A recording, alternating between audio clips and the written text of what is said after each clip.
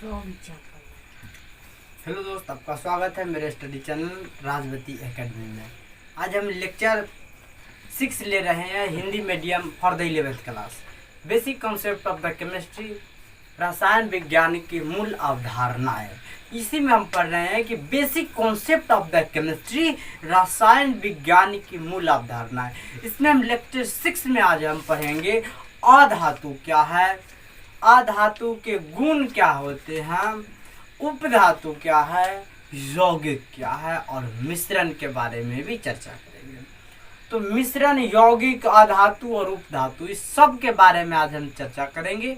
सबसे पहले आप लिखिए कि अधातु क्या है और अधातु के गुण क्या क्या होते, ठीक है। सबसे पहले लिखिए कि अधातु क्या है, ठीक है। पहला लिखिए कि अधातु, अधातु क्या है, ठीक है।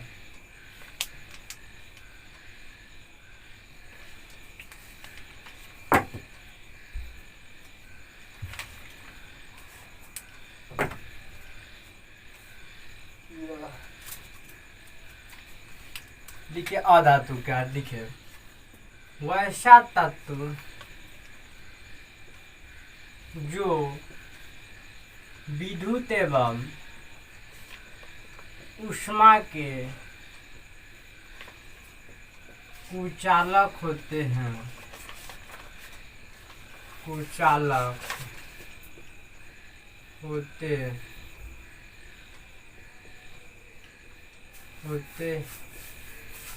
एवं इलेक्ट्रॉन ग्रहण करने की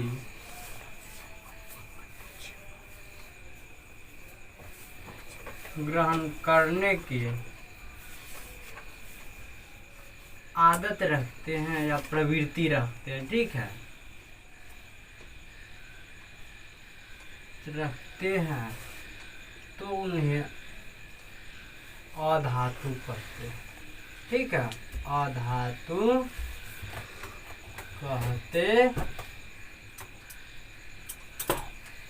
कहते हैं, ठीक है। सबसे पहले कीजिए, आप कहिएगा, यहाँ पे लिख लीजिएगा, पर अगर आप चेंज करके आधुनिक आवर्त सारणी में, आधुनिक आवर्त सारणी में, आवर्त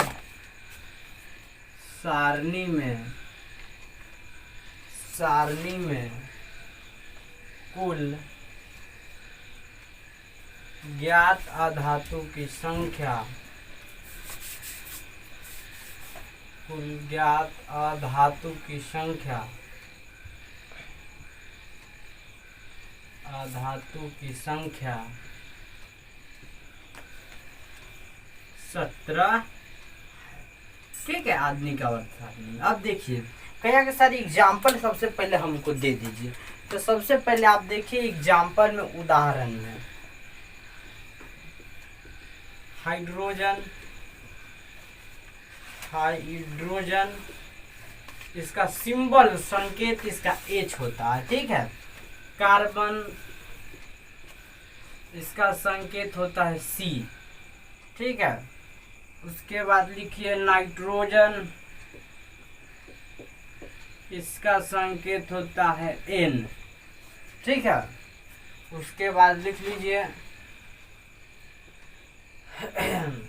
फ्लोरीन के सीधा F लिख लीजिए, क्लोरीन के सीधा Ca लिख लीजिए, ब्रोमीन को Br, आयोडीन के I लिख लीजिए, ठीक है। ETC कर लीजिए, इत्यादि ETC। देखिए सबसे पहले आप समझिए, वैसा तत्व जो विद्युत एवं ऊष्मा के कुचालक होते हैं, यानी कि चालक नहीं होते हैं, उसका विरोध करते हैं। जैसे कि अभी हम लोग, जैसे कि बात समझिए, अभी हम लोग क्या करते हैं, सरकार के कुछ नीति का विरोध भी करते हैं, यानी कि क्या, कुचालक है, सरकार के नीति का चालक नहीं है, हम कुचालक है यानी कि उनके विरोध में है। तो वही क्या है, तत्व में भी एक ऐसा तत्व है कि वैसा तत्व जो विद्युत एवं ऊष्मा के कुचालक होते हैं। विद्युत को कहता है कि नहीं हम तेरे विरोध में हैं, हीट को कहता है कि हम भी तेरे विरोध में हैं, हीट को भी कह रहा है। यानी कि वैसा तत्व जो विद्युत एवं ऊष्मा के कुचालक होते हैं एवं इलेक्ट्रॉन की ग्रहण करने की आदत या प्रवृत्ति को रखते हैं, तो उन्हें अधातु कहते हैं। तो उन्हें क्या कहते हैं, अधातु। यानी कि वैसा तत्व जो विद्युत एवं ऊष्मा के कुचालक हो और इलेक्ट्रॉन के ग्रहण करने की प्रवृत्ति को रखते हैं, तो उन्हें अधातु कहते हैं। आधुनिक आवर्त सारणी में कुल ज्ञात अधातु की संख्या 17 है। यहाँ पे लिखा हुआ है आधुनिक आवर्त सारणी में कुल ज्ञात अधातु की संख्या 17 है। उदाहरण में देखिए hydrogen, carbon, nitrogen, fluorine, chlorine, bromine, iodine. अब एक आपको बहुत अच्छा हम कॉन्सेप्ट बता रहे हैं कि जिसके अंत में ई या फिर इंग्लिश मीडियम में जाइएगा तो IUM तो वह सब धातु, और जिसके अंत में इन, अस और ये सब आ जाए वह सब आधातु होंगे। आगे लिखा देंगे नोट में, ठीक है। तो यहाँ तक तो आपको समझ में आ गया होगा कि वैसा तत्व जो विद्युत एवं ऊष्मा के कुचालक हो एवं इलेक्ट्रॉन के ग्रहण करने की प्रवृत्ति रखते हैं, तो उन्हें क्या कहते हैं, अधातु कहते हैं। उन्हें क्या कहते हैं, तो अधातु कहते हैं। आधुनिक आवर्त सारणी में कुल ज्ञात अधातु की संख्या कितनी है, 17 है।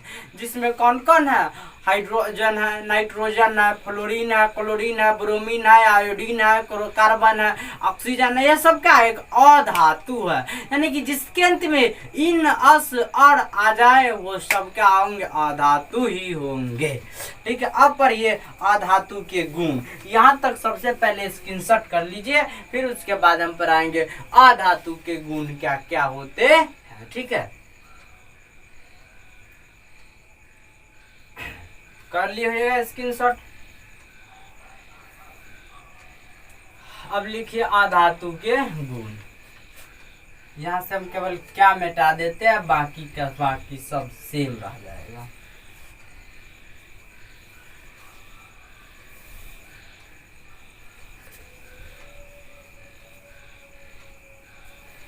अब लिखिए अधातु के गुण। अधातु के गुण क्या क्या है या कौन कौन से गुण है, यह भी लिख सकते हैं। पहला लिखिए, आपके ये सब 10th वाले सर पढ़ा दिए होंगे। NCERT चैप्टर 3 है, मात्र चैप्टर 3 केमिस्ट्री में उल्टाइएगा। अगर 10th का बुक हो गया आपके पास तो चैप्टर 3 में आप देखिएगा कि धातु एवं अधातु, ठीक है, उसमें सब सर जी पढ़ा दिए होंगे। अधातु के गुण में पहला लिखिए, अधातु विद्युत एवं ऊष्मा के कुचालक होते हैं।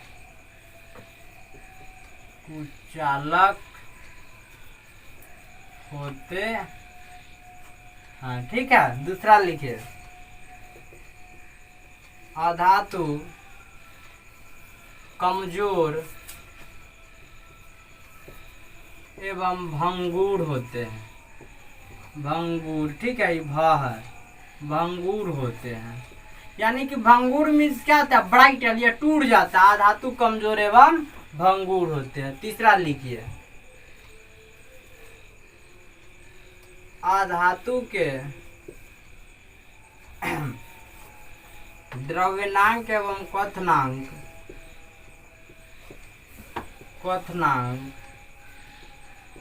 कम होते हैं। ठीक है, कम होता है। अपवाद में लिख लीजिएगा हाइड्रोजन, अपवाद में लिख लीजिएगा हीरा। अपवाद में हीरा, हीरा का जो मेल्टिंग और बॉइलिंग पॉइंट, अपवाद में हीरा, ठीक है। हीरा का द्रव्यनांक एवं क्वथनांक उच्च होता है, तो अपवाद में हीरा है, ठीक है। चौथा लिखिएगा, अधातु सामान्यतः 4 से 8 इलेक्ट्रॉन अपने बाह्यतम कक्ष में रखते हैं, ठीक है, अपनी बाह्यतम कक्ष में रखते हैं, कक्ष में रखते हैं। तो कहिएगा सर दिखाइए क्या धातु सामान्यतः 4 से 8 इलेक्ट्रॉन अपने बाह्यतम, तो आप कहिएगा ना सर पहले आप हमको दिखा दीजिए कौन कौन है, तो हम क्या कर रहे हैं दिखा रहे हैं, एग्जाम्पल में देख लीजिए, उदाहरण में। जैसे कि आप कहिएगा कार्बन, ठीक है, सीधे सी लिख देते हैं। कार्बन के 6 एटॉमिक नंबर होता है। अब आपके सर जी पढ़ाए होंगे फर्स्ट S2 2S2 2p2, यह पढ़ाए होंगे, यह इसको कहते हैं इलेक्ट्रॉनिक कन्फिग्रेशन, ठीक है। The arrangement of electron is increasing energy level that is called the electronic configuration. तो आप कहिएगा सर इंग्लिश मत बोलिए, हिंदी बोलिए। तो इलेक्ट्रॉन की सजावट जब बढ़ते हुए, the arrangement of electron, electron की सजावट, इंक्रीजिंग एनर्जी लेवल, जब बढ़ते हुए स्तर पर जब इलेक्ट्रॉन की सजावट होती है तो वही क्या कहलाता है, इलेक्ट्रॉनिक कन्फिग्रेशन, इलेक्ट्रॉनिक विन्यास कहलाता है। तो फर्स्ट S2 S2p यानी कि इस प्रकार है, या फिर आपके सर पढ़ाए होंगे कि 2 4, ठीक है, यह कक्ष है, यह K और L है। तो K L कक्ष की संख्या आपके सर पढ़ा दिए होंगे कि 7 है, KLMNOPQ, ठीक है, कितना है 7 है। सेल की संख्या 7 है, ठीक है, कक्ष की संख्या तो वही K और L है। तो बाह्यतम कक्ष K है, L है, अंतिम कक्ष तो क्या L है, तो यानी कि 4 इलेक्ट्रॉन, तो वही लिखा हुआ। अधातु सामान्यतः 4 से 8 इलेक्ट्रॉन अपनी बाह्यतम कक्ष में रखते हैं। तो अब कहिएगा सर जी यहाँ 4 है, चलिए हम लिख लिए बाह्यतम कक्ष में यहाँ 4 इलेक्ट्रॉन है। बाह्य कक्ष में कितना इलेक्ट्रॉन है, 4 इलेक्ट्रॉन है। यहाँ तो यह तो जानते हैं K और L, ठीक है, यहाँ पे लिख देते हैं, आपके कोई परेशानी नहीं होंगे, इसीलिए K और L लिख देते हैं। यहाँ पे देख लीजिए कार्बन में, कार्बन अपने बाह्यतम कक्ष में, अपने बाह्यतम कक्ष में, बाह्य कक्ष में 4 इलेक्ट्रॉन रखते हैं। कितना इलेक्ट्रॉन, 4 इलेक्ट्रॉन रखते हैं। यही तो है, यहाँ पे 4 इलेक्ट्रॉन। L है जो अंतिम में पड़ जाए वही अंतिम है। तो कार्बन अपने बाह्य कक्ष में 4 इलेक्ट्रॉन रखते हैं, 4 रखते हैं, गलती लिखा गया, 4 इलेक्ट्रॉन रखते हैं, 4 इलेक्ट्रॉन रखते हैं, ठीक है, रखते हैं। यहाँ तक सबसे पहले आप क्या कर लीजिए, स्क्रीनशॉट कर लीजिए। फिर हम पढ़ाएंगे कि कौन ऐसा जो अधातु है जो 8 इलेक्ट्रॉन भी रखता है अपने बाह्यतम कक्ष में, 7 इलेक्ट्रॉन रखता है, 6 इलेक्ट्रॉन रखता है, वह सब हम पढ़ाएंगे।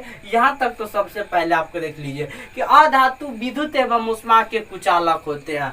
आपको अगर दे दिया जाएगा कार्बन, ठीक है, आप कहिए सर आप गलती बोल रहे हैं कि अधातु विद्युत एवं ऊष्मा के कुचालक होते हैं। ग्रेफाइट भी तो अधातु है, वह विद्युत का चालक क्यों होता है, तो यहाँ पे लिख लीजिएगा अपवाद में ग्रेफाइट, ठीक है, अपवाद में ग्रेफाइट, अपवाद में ग्रेफाइट, ठीक है, अपवाद में ग्रेफाइट। ग्रेफाइट विद्युत के चालक होता है, ठीक है, या विद्युत के अधातु होते हुए भी अपवाद में ग्रेफाइट, ठीक है। अधातु कमजोर एवं भंगुर होते हैं। अधातु कमजोर, भंगुर, ब्राइटल हो जाता है, टूट जाता है, सैटर हो जाता है, ठीक है, ब्रेक कर जाता है जब इसे पीटने पर। अधातु के द्रव्यनांक एवं क्वथनांक कम होते हैं अपवाद में हीरा। हीरा के द्रव्यनांक एवं क्वथनांक बहुत ज्यादा होते हैं। सामान्य जो भी अधातु उसके द्रव्यनांक और क्वथनांक कम होते हैं। अधातु सामान्यतः 4 से 8 इलेक्ट्रॉन अपनी बाह्यतम कक्षा में रखते हैं। जो भी अधातु है सामान्यतः 4 से 8 इलेक्ट्रॉन अपनी बाह्यतम कक्षा में क्या करते हैं, रखते हैं। तो सब हम पढ़ाएंगे। अब सबसे पहले स्क्रीनशॉट कर लीजिए कि कौन कौन से अधातु है जो 4 से 8 इलेक्ट्रॉन। यहाँ एक उदाहरण दे दिए हैं, अब 3-4 को उदाहरण नाम आपको देकर सेटिस्फाइड कर देंगे।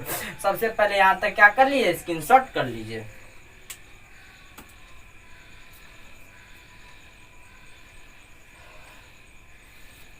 कर लीजिएगा स्क्रीनशॉट, ठीक है। अब यहाँ तक स्क्रीनशॉट कर लीजिएगा। 4 को अभी तक पढ़े हैं, तो चौथा आपके लिए रहने देते हैं ताकि आपको कोई भी कंफ्यूजन ना हो। ठीक है, कोई भी कंफ्यूजन आपके उत्पन्न ना हो। अधातु सामान्यतः 4 से एक एग्जाम्पल देखें। उदाहरण नंबर 2 देखिए। उदाहरण, ठीक है, उदाहरण संख्या 2 देखिए। क्लोरीन कितना है?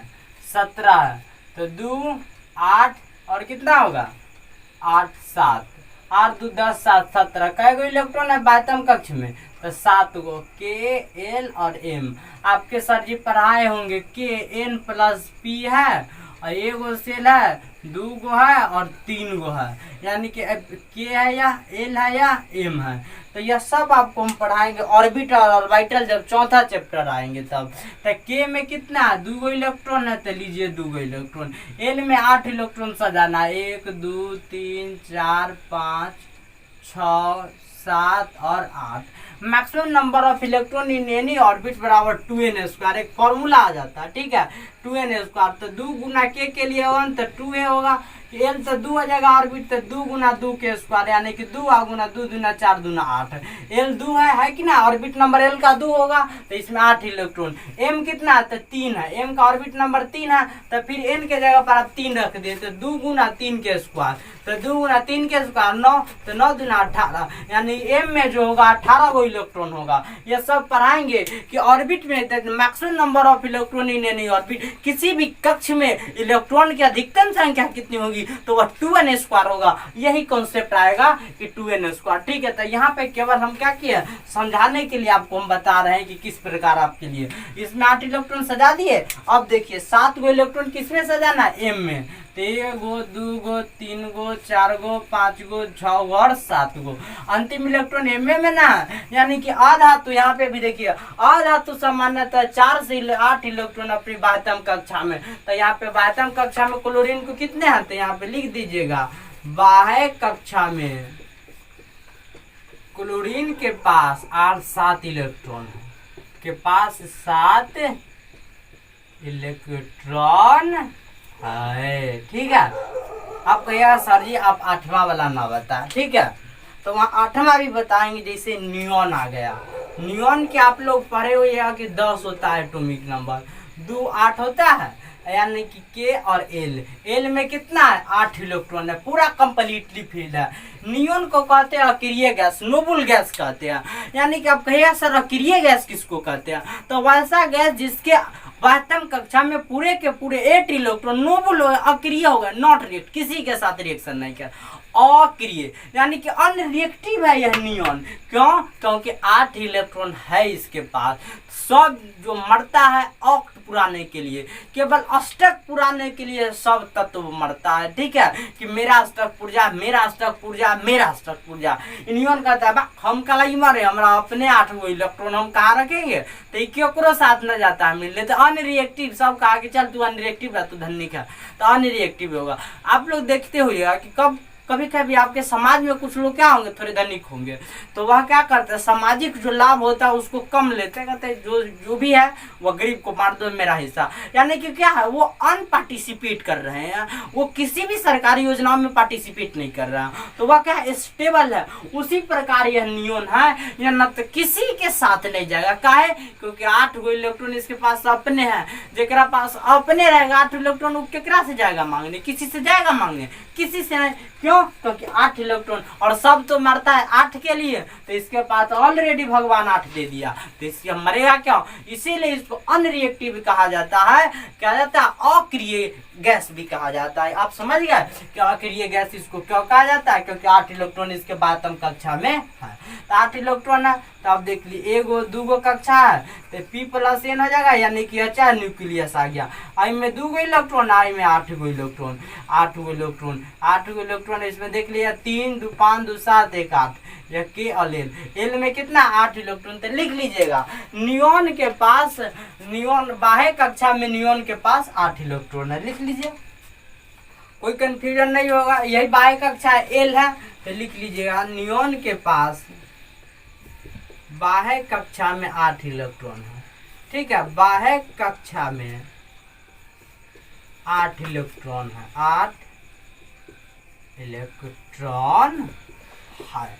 अब तो आपको पूरा कॉन्फिडेंस हो गया होगा। किसी को कहिएगा कि अधातु सामान्य 4 से 8 इलेक्ट्रॉन अपनी बाह्यतम कक्षा में रखते हैं। यहाँ पे कार्बन के देखे 4 इलेक्ट्रॉन, क्लोरीन के देखे तो 7 इलेक्ट्रॉन रख रहा है और नियोन को देख रहे हैं 8 इलेक्ट्रॉन। तो यहाँ तक आपको पूरा समझ में आ गया होगा कि कितने कितने इलेक्ट्रॉन। यहाँ तक सबसे पहले स्क्रीनशॉट कर लीजिए। इसके बाद हम चौथा प्रॉपर्टीज पढ़ाया, पांचवा प्रॉपर्टीज भी हम पढ़ाएंगे और लगभग 8-9 प्रॉपर्टीज अधातु का पढ़ाएंगे। ठीक है, उसके बाद यौगिक चालू कर देंगे। यहाँ तक क्या कर लीजिए, सबसे पहले स्क्रीनशॉट कर लीजिए।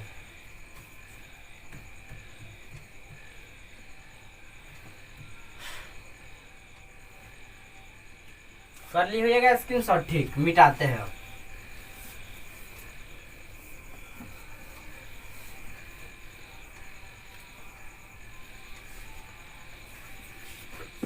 अब लिखिए आगे चौथा पांचवा लिखिए, अधातु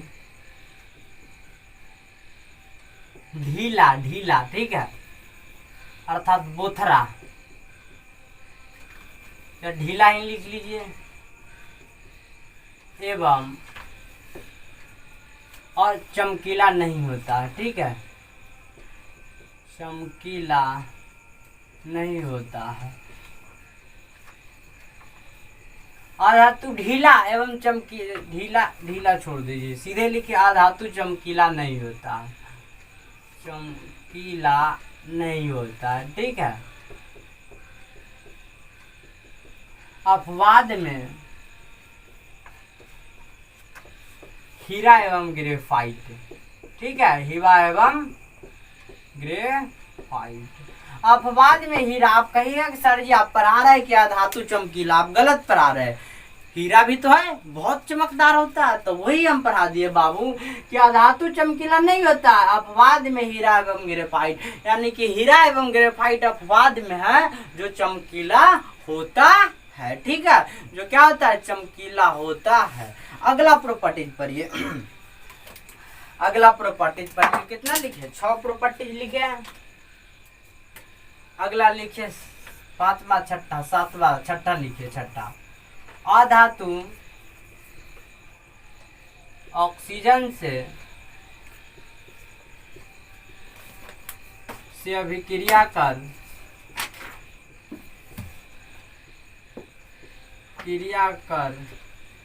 उदासीन एवं अम्लीय ऑक्साइड बनाती है। उदासीन एवं अम्लीय ऑक्साइड बनाती है। ठीक है, अम्लीय ऑक्साइड बनाती है, ऑक्साइड बनाती है। आप कहिएगा कि चलिए सर जी सबसे पहले हमको एग्जाम्पल दिखाइए, तभी हम क्या होंगे, संतुष्ट हो जाएंगे। ठीक है, तो वही है, देखिए कि अधातु ऑक्सीजन से अभिक्रिया कर उदासीन एवं अम्लीय ऑक्साइड। तो देखिए यहाँ पे पहला एग्जाम्पल उदाहरण देख लीजिए। पहला उदाहरण है N2, नाइट्रोजन का रिएक्शन O2। ठीक है, अब यह क्या किया, N2O5 नाइट्रोजन पेंटा ऑक्साइड का निर्माण किया। तो यह जो नाइट्रोजन पेंटा ऑक्साइड है यह अम्लीय है। तो यहाँ पे लिख लीजिएगा नाइट्रोजन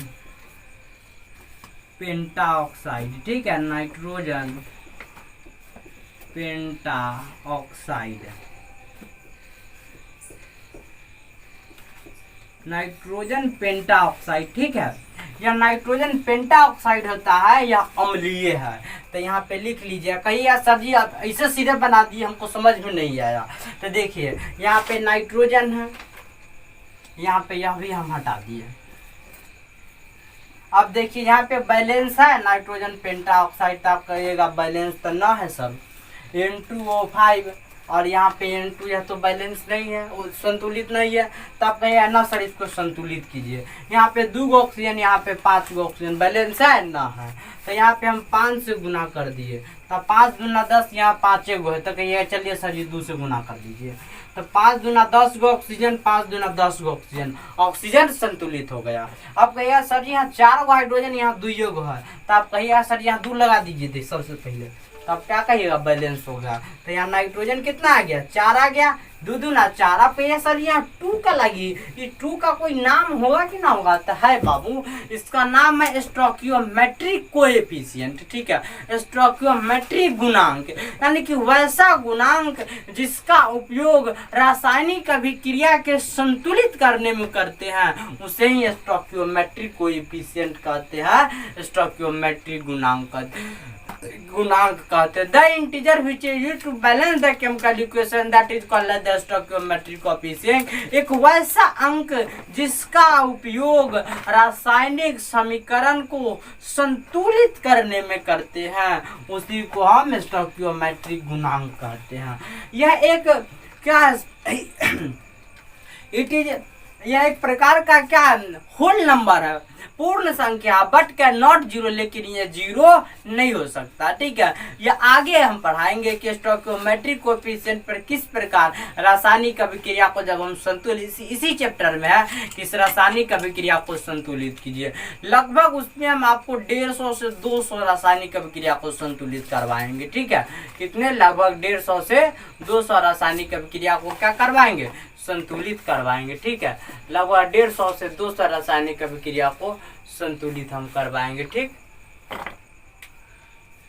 संतुलित करवाएंगे, ठीक है। नाइट्रोजन कितना है, 4। अब देखिए यहाँ 4, ऑक्सीजन कितना है, 5 दूना 10 है। यहाँ भी नाइट्रोजन कितना है, 4 है, और ऑक्सीजन कितना है, 10 है। आप कहिएगा सर बैलेंस है, तो इसमें लिख लीजिए। आप कहिएगा सर ये नाइट्रोजन पेंटा ऑक्साइड यह कौन सा ऑक्साइड है, तो यह एक प्रकार का अम्लीय ऑक्साइड है। क्या है, अम्लीय ऑक्साइड है। तो लिख लीजिए यहाँ पे नाइट्रोजन पेंटा ऑक्साइड एक अम्लीय ऑक्साइड है, ठीक है। नाइट्रोजन पेंटा ऑक्साइड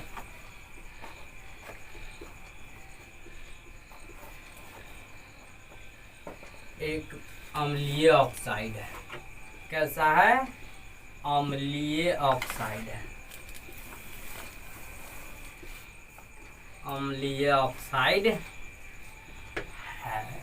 यहाँ तक एक और लिख लीजिए, नाइट्रोजन ट्राई ऑक्साइड, ठीक है। दूसरा लिखिए एग्जाम्पल, ये उदाहरण 1 था, उदाहरण 2 पढ़ेंगे अब देखिए यह nitrogen try oxide plus O3 से मिलकर N2O3 का निर्माण किया, ठीक है, N2O3 का। तो आप कहिएगा सर यहाँ ऑक्सीजन 3 है, ऑक्सीजन 3 है, आप इसको बैलेंस कैसे समझ रहे हैं। देखो यहाँ पे ऑक्सीजन 2 है, यहाँ पे 3 है, तो यहाँ पे बैलेंस तो इतना हुआ ना हुआ। तो आप कहिएगा सर जी सबसे पहले इसको बैलेंस कीजिए आप। तो आप कहिएगा सर यहाँ 3 लगा दीजिए और यहाँ 2 लगा दीजिए, तो 3 दूना 6 गो हाइड्रोजन, यहाँ पे देखिए 3 दूना 6 गो ऑक्सीजन, सॉरी यहाँ पे 3 दूना 6 गो ऑक्सीजन, यहाँ भी 6 ऑक्सीजन। आप कहिएगा सर बैलेंस तो हो गया, लेकिन नाइट्रोजन अभी भी आपका अनबैलेंस है। तो आप कहिएगा, फिर कहिएगा सर जी इसमें 2 लगा के देखिए आप, तो 2 लगा दिए। आपके कहने से मेरा बैलेंस इक्वेशन हो गया। बैलेंसिंग में कोई नहीं, केवल कॉन्सेप्ट जानिए कि कहाँ कौन सा संख्या और उसमें क्या मल्टीपल कर सकते हैं, यानी कि सुटेबल बैलेंसिंग ऑफ इक्वेशन में रूल पढ़ाएंगे। तो we have select a suitable number and multiplying, एक वैसे संख्या को हम चूज करेंगे जिससे दोनों बगल का जो एलिमेंट है वो बैलेंस हो जाए। तो यहाँ पे देखिए नाइट्रोजन कितना है, 4 गो, यहाँ पे कितना है, 4 गो है, और ऑक्सीजन कितना है, तो 3 दूना 6 गो, यहाँ भी ऑक्सीजन कितना है, तो 6 गो। यहाँ तक सबसे पहले स्क्रीनशॉट कर लीजिए यहाँ तक, फिर हम पढ़ा देते हैं कि नाइट्रोजन और ऑक्सीजन कितना और किस प्रकार का ऑक्साइड है। यहाँ तक क्या कर लीजिए, सबसे पहले स्क्रीनशॉट कर लीजिए।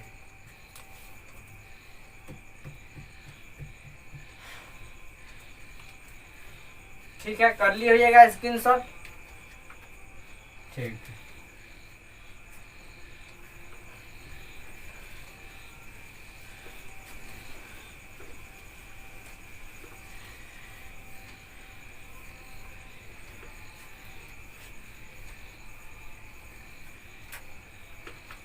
अब देखिए ये न था N2 प्लस O3, यही था, तो क्या आ जाएगा N2O3 तो यहाँ हमने कहा कि यहाँ 2 से मैं मल्टीप्लाई करूँगा, यहाँ भी 2 से, यहाँ भी 2 से। तो नाइट्रोजन 4 ऑक्सीजन 3 दूना 6, यहाँ भी नाइट्रोजन 4 ऑक्सीजन 3 दूना 6। तो यहाँ पे दोनों बैलेंस हो गया। तो लिख लीजिए नाइट्रोजन ट्राईऑक्साइड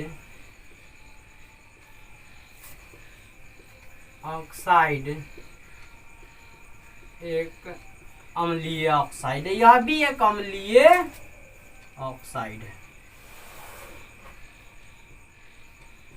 ठीक है। अब कहिए सर जी चलिए आप बताइए हमको उदासीन ऑक्साइड कौन है।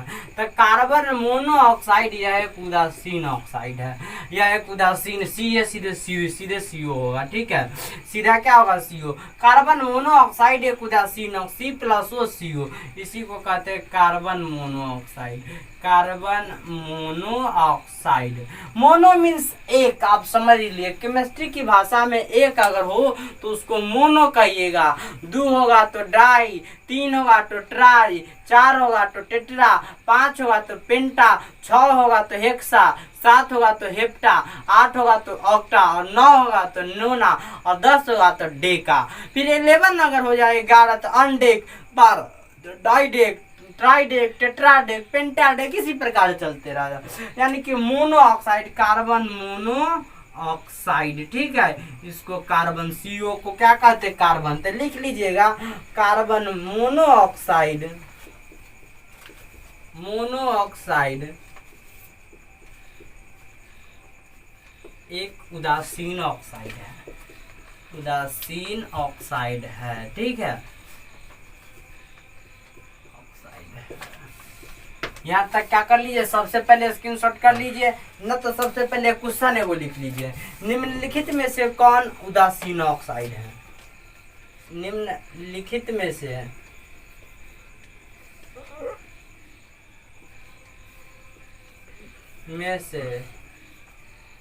कौन उदासीन ऑक्साइड है, कौन उदासीन ऑक्साइड है। ठीक है, देखिए कौन कौन दिया हुआ। पहला आपको दे दिया है CO, दूसरा दे दिया है N2O5 और N2O3। ठीक है, तीसरा आपके पास दे दिया है NH4 और चौथा दे दिया है आपके पास H2SO4। अब क्या मारिएगा, CO मारिए। का है कि हमने पढ़ा है कि कार्बन मोनोऑक्साइड एक उदासीन ऑक्साइड है, तो C क्या होगा, सही होगा। CO क्या होगा, सही होगा। फर्स्ट ही क्वेश्चन आ जाएगा, तो CO यहाँ पे लिख दीजिएगा, आंसर CO। ठीक है, यहाँ तक क्या कर लीजिए, सबसे पहले स्क्रीनशॉट कर लीजिए। फिर हम एक और पढ़ाएंगे कि निम्नलिखित में से कौन अम्लीय ऑक्साइड है, वह भी आपको मारना। ठीक है, तो यहाँ तक क्या कर लीजिए, सबसे पहले आप स्क्रीनशॉट कर लीजिए, कर लिए होइएगा स्क्रीनशॉट। ठीक है,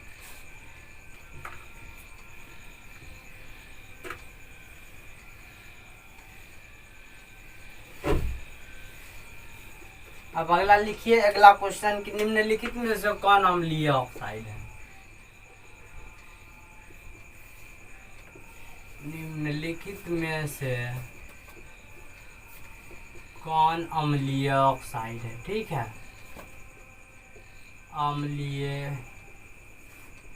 ऑक्साइड है। पहला आपको दे दिया N2O5 और N2O3, दूसरा दे दिया CO, तीसरा दे दिया H2O और चौथा दे दिया H2SO4। यहाँ पे अब क्या मारिएगा कि अम्लीय ऑक्साइड सर जी पढ़ाए हैं कि ना, नाइट्रोजन ट्राई ऑक्साइड, नाइट्रोजन पेंटा, एक ही आंसर होगा N2O3 और N2O5, यही ना, N है या N2। Nitrogen trioxide, nitrogen पेंटा।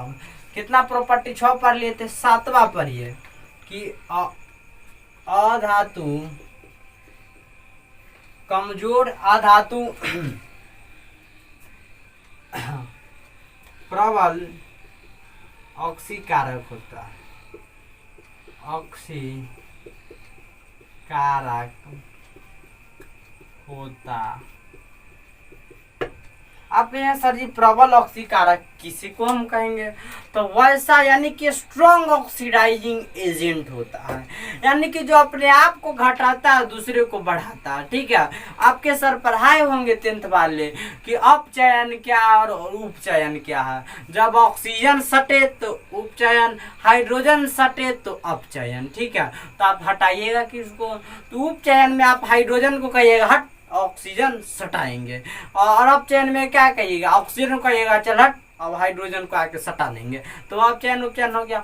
अब उसी में सर जी पढ़ाएंगे कि ऑक्सीकारक क्या और अवकारक क्या है। ठीक है, तो ऑक्सीकारक जो किसी को धनी बना दे, यानी कि the agent which increase the other element and itself reduce, एक वैसा एजेंट जो अपने आप को बढ़ा लेता नहीं है, घटा लेता है और दूसरे को बढ़ा देता। जैसे कि आपके पास कोई दोस्त है, ठीक है, और उसको पैसे की कुछ जरूरत है कुछ करने के लिए, आपके पास रुपया है लेकिन आप एकदम सुटेबल है, आप ना तो किसी से लेते हैं ना तो किसी से देते, आप उदासीन मान लीजिए, तो आप उस दोस्त को क्या कीजिए, 2 रुपया दिए आप, तो वह दोस्त उस 2 रुपया से 2 रुपया वाला धनी बन गया, यानी कि एक उसका लेवल आ गया, आपसे थोड़ा ऊपर आ गया, और आप क्या हो गए, उससे गरीब हो गए। क्यों? क्योंकि आपने की जो बचत कमाई थी उसमें से आपने उस दोस्त को 2 रुपया मदद किया, और जब भी आप दिए आप अपनी बचत कमाई में से, तो कुछ ना कुछ आपको लॉस तो सहना पड़ेगा, क्योंकि आपका बचत उतना ही था जितना आप मेंटेन कर लेते थे अपने परिवार को। अब वह तो बचत आपके हाथ से निकल गया, तो जो भी आप खर्च कीजिएगा वह तो आप पर कर्जदार होगा, तो धीरे धीरे आप क्या हो जाएंगे, कर्जदार हो जाएंगे। तो कर्जदार माने ऑक्सीकारक हो गए, आपने अपने दोस्त को धनिक बना लिया लेकिन अपने आप को क्या कर लिया, गरीब बना लिया, तो आप एक ऑक्सीकारक हो गए। आप एक क्या हो गए, ऑक्सीकारक। जो किसी दूसरे का उपकार करेगा क्या कहलाएगा, परोपकारी कहलाएगा, दूसरे का उपकार तो यह परोपकारी होगा। कहने का मतलब आ गया है ऑक्सीकारक होगा, यानी कि वैसा एजेंट, एक वैसा कारक जो अपने आप को घटाता है और दूसरे को बढ़ाता है, वही ऑक्सीकारक कहलाता है। कहिएगा सर जी ना, हम न समझे, हम एग्जाम्पल से समझेंगे, तो आपके लिए एग्जाम्पल की भी हम व्यवस्था कर रखे हैं। ठीक है, एसेंशियल4। अब देखिए यहाँ टीन के पास आपको सबसे पहले पढ़ाएंगे, जब चैप्टर 8 हमारे पास आ जाएंगे तो उसमें रेडॉक्स रिएक्शन है, तो उसमें पढ़ाएंगे किस प्रकार हम ऑक्सीडेशन नंबर निकालते हैं। ठीक है, ऑक्सीडेशन नंबर, तो जिसका निकालना रहता है ऑक्सीडेशन नंबर उसको X मानते हैं। ठीक है, और यहाँ हम लोग पढ़े कि क्लोरीन के वैलेंसी -1, क्लोरीन के वैलेंसी तो -1, तो 2 गो क्लोरीन है, तो यानी कि क्लोरीन के वैलेंसी -1, 2 गो क्लोरीन है तो 2 माइनस होगा, तो -1 गुना 2 होगा कि नहीं होगा, होगा। तो अब देखिए x -2 होगा 2 गुना 1 किया तो 2 ही रह जाएगा। अब देखिए x बराबर +2 होगा उस बगल, तो इस पर चढ़ गया +2, यानी कि इसको माने थे x। ठीक है, 3 को क्या माने थे, इसको x मान लिए थे, तो Sn +2 आ गया। अब यहाँ पे 3 को मान लिए x है, और यहाँ तो 4 है, तो चलिए x -1 गुना 4, फिर 4 गो क्लोरीन है तो 4 हमारे वैलेंसी डाल दिए 1 माइनस, तो x -4 यानी कि x बराबर +4। यहाँ पे देख लीजिए x -4, तो x बराबर +4 होगा, +4 या +4 आ गया। अब कोई आदमी 2 से, अगर आप सीढ़ी 2 पर चढ़े हैं और सीढ़ी 4 पर चढ़ गए, तो आपने क्या किया, जंप किया, आप इंक्रीज कर गए, तो वह क्या कहलाएगा, ऑक्सीकारक। जो अपने आप में बढ़ जाए वह क्या कहलाता है, वह क्या कहलाता है, धनी कहलाता है। यानी कि यह तो दूसरे को क्या किया, ऑक्सीडाइज कर दिया, यानी कि उपचयित कर दिया। लेकिन अपने आप में, यह देखिए अपने आप में कोई भी एलिमेंट वहाँ पढ़ाएंगे कि कोई भी मॉलिक्यूल अगर फ्री स्टेट में हो तो वह 0 होगा, उसका ऑक्सीडेशन नंबर 0। तो 0 था क्लोरीन के पास और गया कितना पर, तो माइनस पर चला गया, तब ना यह 4 आया है माइनस, तो 0 से 4 पर गया, यानी कि जो दूध पौधान पर था उसको यह 4 पर पहुंचा दिया, और अपने था न्यूट्रल 0 था, अपने माइनस में चला आया, यानी कि अपने आप को घटा लिया कि नहीं घटा लिया, तो यही ऑक्सीकारक, यानी कि अधातु प्रबल ऑक्सीकारक होता है। यह बेचारा गरीब तो होता है लेकिन गरीब में ही महान होता है। जैसे कि हम पब्लिक है, जनता है, अगर कोई कैंडिडेट है, जैसे कि आप और एक एग्जांपल समझिए, जैसे कि आप कोई कैंडिडेट है जिसके पास कैपेसिटी है लेकिन वो गरीब है, हम लोगों ने अपना वोट देकर, पैसा देकर उसे क्या बना दिया, बहुत ऊंचे पद पर मंत्री संतरी बना दिया, एक एमपी बना दिया, ठीक है, मेंबर ऑफ द पार्लियामेंट, संसद भवन के एक सदस्य बना दिया, सांसद का क्या बना दिया, सदस्य बना दिया, वह सांसद हो गया। तब क्या होगा, हमसे हुआ क्या होगा, धनिक हो गया, धनी हो गया कि नहीं होगा, उसकी सैलरी चलती है बहुत में, उसके पास अनेक प्रोजेक्ट आते हैं। यानी कि हम तो अपने में गरीब तो थे ही, हमने अपना पैसा भी दिया, वोट भी दिया, टाइम भी दिया, और उसको क्या बना दिया, एक गरीब को धनी बना दिया। तो वह धनी हो गया, हमसे हो गया, लेकिन अगर हम टाइम उसको दे देंगे तो मेरा क्या होगा, लॉस होगा। तो हम उस टाइम के दिए के कारण, उसको टाइम जितना दे दिए उतना तो हम पिछड़ गए, यानी कि उतना हम गरीब हो गए, उससे गरीब हो गए। अब वह हम तो गरीब तो हो गए लेकिन किसी दूसरे का उपकार कर दिए, किसी को बहुत ऊपर पहुंचा दिए, तो उसको क्या दिया, ऊपर पहुंचा। उसी प्रकार ये टीन है, समझिए, यह टीन गरीब था, पहले 2 ही था इसके पास रुपया, अब हमने मदद कर, यानी कि क्लोरीन ने मदद कर इसको 4 कर दिया। तो क्या किया, अपने आप में टीन ने बढ़ाया नहीं, किसी दूसरे ने बढ़ाया, यानी कि यह क्या हो गया, ऑक्सीडाइज हो गया, ऑक्सीकृत हो गया। लेकिन यह क्लोरीन 0 है, अपने आप में हम क्या थे, गरीब थे, लेकिन हमने जिसको एमपी बनाया वो तो धनी हो गया। तो हमने उसको टाइम भी दिया तो हम भी गरीब हो जाएंगे कि नहीं, क्योंकि जितना टाइम हम इन्वेस्ट करेंगे उतना गरीब हो जाएंगे। तो हमने टाइम इन्वेस्ट किया, इसके प्रकार हमारे पास रुपया 0 था, हम न्यूट्रल थे, किसी का कर्ज नहीं था मेरे पास जब हम टाइम नहीं दिए थे उस एमपी को। लेकिन जब हम टाइम दे दिए तो हम क्या कर दिए, अपना जो कमाते थे उस टाइम के बीच रुपया, वह तो हमने कमाया नहीं, खर्च तो हमने बहुत कर दिया उसके लिए। तो खर्च करने के पश्चात हमने किसी से कर्जा ही ले लिया, 1 रुपया कर्जा ले लिया, तो यह क्या हो गया, ऑक्सीडाइज। फिर भी हम क्या होंगे, परोपकारी है, किसी दूसरे का हमने परोपकार किया, तब तो हम कहती है हर एक जनता, हर एक क्या थे, लीडर की जनता सबसे बड़ी महान है। उसी प्रकार क्लोरीन सबसे बड़ा महान है। क्लोरीन नहीं, अधातु वर्ग के जब भी है, जो भी है अधातु में, वो सब महान है। वो किसी दूसरे को धनी बनाते, अपने आप को गरीब, इसीलिए ऑक्सीकारक है। ये पूरा कॉन्सेप्ट आपको समझ में आ गया होगा, ठीक है। तो यानी कि अधातु प्रबल ऑक्सीकारक होता है। यहाँ तक सबसे पहले क्या कर लीजिए, स्क्रीनशॉट कर लीजिए। 7 गो प्रॉपर्टीज होगा, अभी 2-3 प्रॉपर्टीज और बाकी है जो हम क्या कर रहे हैं, पढ़ाएंगे।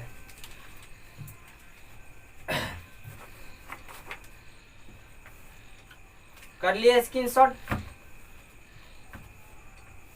ठीक, मिटाते हैं।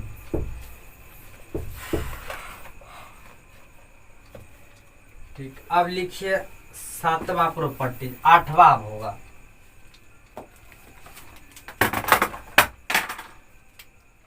8वां लिखिए, 7वां कि 8वां से जो हो, अधातु ठोस, द्रव और गैस तीनों हो सकते हैं। अधातु ठोस, द्रव एवं गैस, ठीक है, तीनों हो सकते हैं,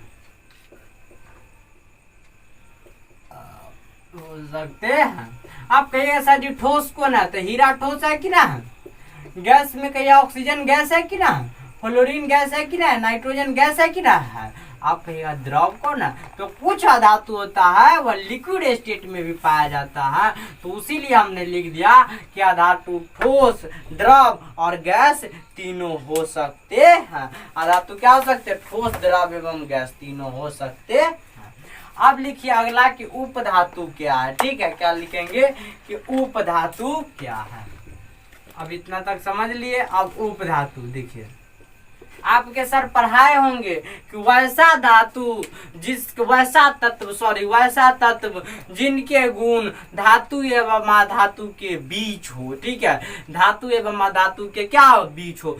वैसा तत्व जिनके गुण धातु एवं अधातु के क्या होते, बीच होते। लिखिए वैसा तत्व जिनके गुण धातु एवं अधातु के बीच स्थित होते हैं, के बीच स्थित होते हैं, तो उन्हें अधातु कहते हैं, ठीक है, धातु कहते, ठीक है। वैसा तत्व जिनके गुण धातु और अधातु के क्या होते हैं, बीच स्थित होते हैं, तो उन्हें क्या कहते हैं, अधातु कहते हैं। वैसा तत्व जिनके गुण धातु और अधातु के क्या हो, बीच हो, तो उसी को क्या कहते हैं, उपधातु कहते हैं। सॉरी यहाँ लिखा गया गलत, उपधातु कहते हैं। क्या कहते हैं, उपधातु कहते हैं। लिखिएगा आधुनिक आवर्त सारणी में पैराग्राफ चेंज करके, आधुनिक आवर्त सारणी में, आवर्त सारणी में कुल ज्ञात उपधातु की संख्या 6 है।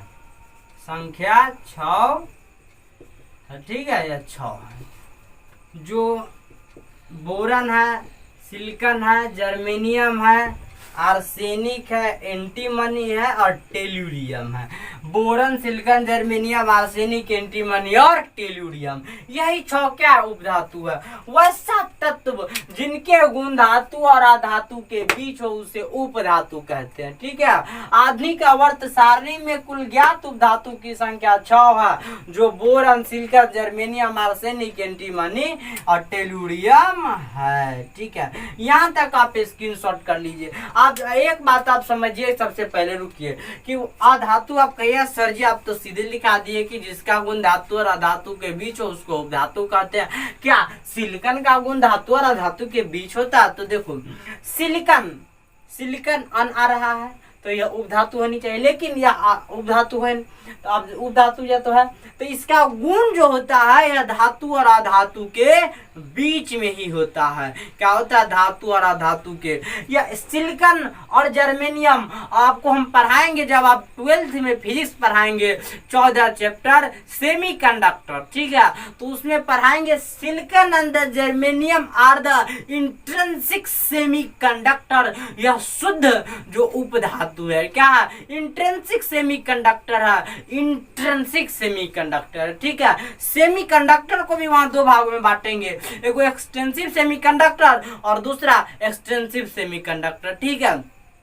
तो एक्सटेंसिव सेमीकंडक्टर में सिलिकन और जर्मेनियम के अलावा भी आ जाता है या ऑर्गेनिक ऑर्गेनिक जो होता है कंपाउंड, वह भी आ जाते हैं, और inorganic gallium arsenic, indium phosphate, वो सब आ जाते हैं एक्सटेंसिव में, इम्प्योर में, अशुद्ध में। लेकिन शुद्ध में जो आता है सिलिकन और जर्मेनियम ही आते हैं। शुद्ध सेमीकंडक्टर है या क्या है? शुद्ध सेमीकंडक्टर, अर्धचालक है।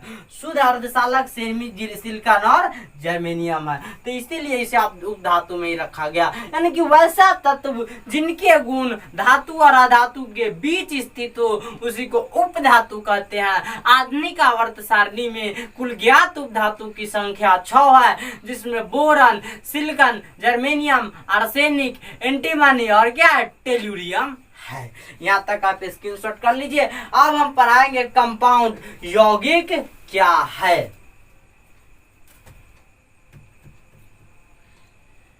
कर लिएगा स्क्रीनशॉट।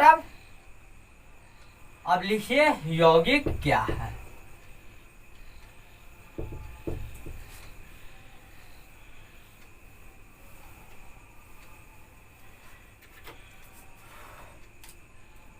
अब लिखिए यौगिक। यौगिक क्या है? आपके सर पढ़ाए होंगे 10th वाले, जब 2 या 2 से अधिक तत्व मिलते हैं एक निश्चित अनुपात में तो यौगिक का क्या होता है? निर्माण होता है। तो वे रासायनिक पदार्थ जिनका निर्माण 2 या 2 से अधिक तत्वों के एक निश्चित अनुपात में मिलने से हो उसी को क्या कहते हैं? यौगिक कहते हैं। फिर से समझिए, वे रासायनिक पदार्थ जिनका निर्माण 2 या 2 से अधिक तत्वों के आपस में संयोग करने से हो तो उसी को यौगिक कहते हैं। क्या कहते हैं? यौगिक कहते हैं, कंपाउंड कहते हैं। तो सबसे पहले लिख लीजिए तब हम समझाते हैं। लिखिए वे रासायनिक पदार्थ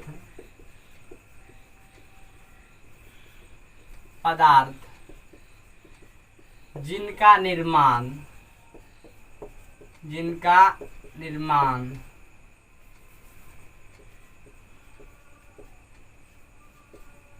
निर्माण दो या दो से अधिक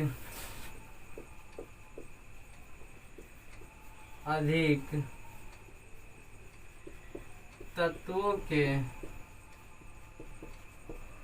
आपस में एक निश्चित मात्रा में, एक निश्चित अनुपात में, ठीक है, पात में संयोग करने से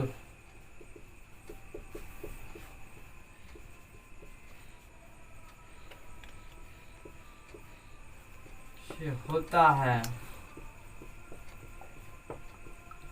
तो उन्हें यौगिक कहते हैं। तो उन्हें यौगिक कहते। देखिए, वे रासायनिक पदार्थ जिनका निर्माण दो या दो से अधिक तत्वों के आपस में एक निश्चित अनुपात में, एक फिक्स्ड रेशियो में अनुपात में, एक निश्चित द्रव्यमान अनुपात लिख देते, ठीक है, एक निश्चित द्रव्यमान के अनुपात में, यहाँ पे वह ठीक होता, एक निश्चित द्रव्यमान के अनुपात में संयोग करने से हो तो उन्हें यौगिक कहते हैं। आप कहिए कि सर एग्जाम्पल हमको सबसे पहले बता दीजिए, तब हम समझेंगे, ठीक है। तो आपके लिए एग्जाम्पल की भी व्यवस्था हमने की है। देखिए, कार्बन है और प्लस किसके साथ मिला, ऑक्सीजन के साथ, क्या बना दिया, कार्बन डाइऑक्साइड। तो देखिए, वे रासायनिक पदार्थ जिनका निर्माण दो या दो से अधिक तत्वों के एक निश्चित मात्रा में संयोग करने से हो, एक निश्चित द्रव्यमान के अनुपात में संयोग करने से हो। तो देखिए, यहाँ कार्बन के आप एटॉमिक मास पढ़े होंगे, परमाणु द्रव्यमान 12, ठीक है, ये सब 10th में पढ़ा दिए होंगे सर जी। और ऑक्सीजन के परमाणु द्रव्यमान, एक ऑक्सीजन के 16, दो ऑक्सीजन के 16 दूना 32, क्या करेंगे यहाँ 32 करेंगे। अब देखिए, इसको काट सकते हैं, 3 से 3 चौका 12, इसको काट सकते हैं, देखिए तो 8 चौका 32, कर सकते हैं कि नहीं। तो कितना आ गया, तो 3:8, यहाँ पे लिख देंगे 3:8। तो लिखेंगे कार्बन डाइऑक्साइड के एक यौगिक में, या लिखिएगा यहाँ पे कार्बन डाइऑक्साइड में, कार्बन डाइऑक्साइड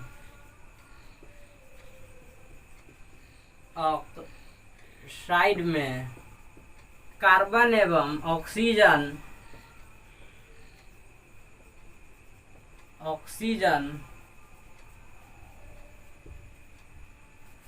3:8 में उपस्थित रहते हैं, ठीक है, उपस्थित रहते हैं। देखिए यहाँ पे कार्बन डाइऑक्साइड में कार्बन एवं ऑक्सीजन 3:8 में क्या होता है। अब हम तो निकाल दिए, मैं जो भी पढ़ाता हूँ प्रूफ के साथ। देखिए यहाँ कि वे रासायनिक पदार्थ जिनका निर्माण दो या दो से अधिक तत्वों के आपस में एक निश्चित द्रव्यमान के अनुपात में संयोग करने से हो तो उसे ही यौगिक कहते हैं। उदाहरण में देखिए, कार्बन डाइऑक्साइड है, कार्बन एगो कार्बन के एटॉमिक मास 12, दो एगो ऑक्सीजन के तो 16 दूना 32, 3:8 आप काटिएगा, मैथ आपका ठीक होगा। 3:8 है, 3 चौका 12, 8 चौका 32, 3:8 आ गया। तो कार्बन डाइऑक्साइड में कार्बन एवं ऑक्सीजन 3:8 में उपस्थित। अब अगर कोई कहेगा कि चल कार्बन डाइऑक्साइड में आपसे पूछेगा कहाँ केमिस्ट्री पढ़ रहा है ऑनलाइन, तो कहिएगा राजवती एकेडमी में। तो कहेगा चल 3:8 में कौन सा उपस्थित, तो कार्बन डाइऑक्साइड में पूछेगा कि कार्बन और ऑक्सीजन कितना अनुपात में उपस्थित, तो सीधा हमारे से 3:8, क्योंकि हम क्या है यहाँ पढ़े हैं। ये रटिए नहीं, इसको समझिए कि किस प्रकार हम निकाल सकते हैं। हम अभी बहुत का निकालेंगे। सबसे पहले इसको क्या कर लीजिए, स्क्रीनशॉट कर लीजिए। फिर हम कार्बन मोनोऑक्साइड, वाटर में, अमोनिया में, अगर आपको आ रहा है तो आप कमेंट बॉक्स में जवाब तुरंत दे सकते हैं। ऑफलाइन आपका कमेंट हम देख लेंगे, ठीक है।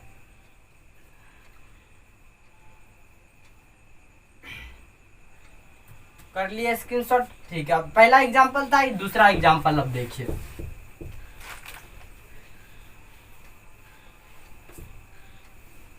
पहला एग्जांपल था, अब दूसरा देखिए। अब दूसरा है कार्बन मोनोऑक्साइड। क्या है?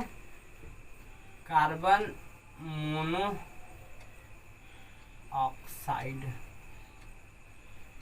ठीक है, तो C+O क्या बनाएगा? CO। फिर कार्बन का यहाँ पे पढ़ा है कि वैसा पदार्थ जिनका निर्माण दो या दो से अधिक तत्वों के एक निश्चित मात्रा में एक निश्चित द्रव्यमान के अनुपात में संयोग करने से हो, तो द्रव्यमान कार्बन कार्बन के 12 द्रव्यमान है, एक ऑक्सीजन के 16। अब इसको देखिए कितना से काट सकते हैं? 3 चौका 12, 4 चौका 16, 3:4 आ गया। तो यहाँ पे लिखेंगे कार्बन मोनोऑक्साइड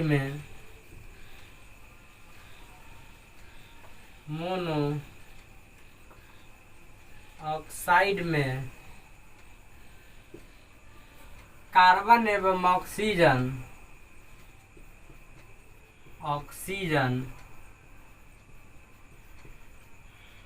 3:4 में उपस्थित रहते हैं। ठीक है, उपस्थित रहते। अब हम दे रहे हैं एग्जाम्पल, बना के लाइएगा, आप कमेंट बॉक्स में जवाब दे दीजिएगा। ठीक है, यहाँ तो समझ में आ गया। अब देखिए क्वेश्चन, निम्नलिखित में से अनुपात बताए। ठीक है, रेशियो बताना है। H2O में हाइड्रोजन और ऑक्सीजन का, अमोनिया में NH4 का। ठीक है, ठीक है, उसके बाद लिखिए CO2 बताइए दिए CH4 में। ठीक है, C2H6 में, H2SO4 में, HNO3 में। H2SO4 आप कहिए सर जी निकालिए। H2SO4 दूगो, यहाँ पे कितना आ जाएगा? सल्फर के कितना परमाणु संख्या होता है? 16, तो 32 एटॉमिक मास। और इसका कितना आ जाएगा? तो इसका होता है 16 चौका 64। आप देखिए एक आ जाएगा, 16 आ जाएगा, और कितना आ जाएगा? 32 आ जाएगा। तो 1:32 आ गया। अब इसको हम काट सकते हैं, 1:16:32। अब इसको हम 8 दूना 16, और कितना फिर 4 चौका 16, यहाँ पे कटेगा नहीं 1, तो 1:16:32 में क्या होते हैं? ऑक्सीजन ये सब उपस्थित होते हैं। यह सब अनुपात में आप क्या कीजिएगा? बता दीजिएगा। हाइड्रोजन 1 2 से 1 1 2, और 1 1 2 2 1 2 होगा। और यहाँ देखिए 16 दूना 32 और 32 दूना 64, यानी कि 1:16:32 आ गया। किस में आ गया? H2SO4 में आ गया। इसी प्रकार आप निकाल के बताइएगा कि किस में कितना है। ठीक है, अब इसी में लिख लीजिए C2H6 है, C6H6 लिख लीजिए। उसके बाद लिख लीजिए NH3 आ गया ETC। यही 6 गो में बताना है कि आपको किसमें कितना अनुपात है। यहाँ तक सबसे पहले स्क्रीनशॉट कर लीजिए। अब हम पढ़ाते हैं सबसे पहले कि यौगिक के गुण के बारे में पढ़ा रहे हैं कि यौगिक का गुण क्या क्या होता है, फिर यौगिक के प्रकार पढ़ाएंगे। ठीक है, अब पढ़िए सबसे पहले यौगिक के गुण।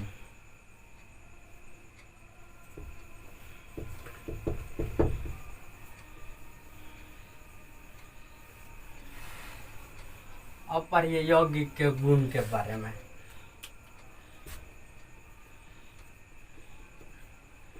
यौगिक के गुण क्या क्या है। ठीक है,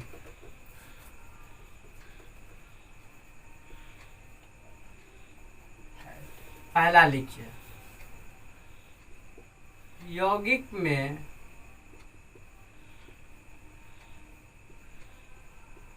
अवयवी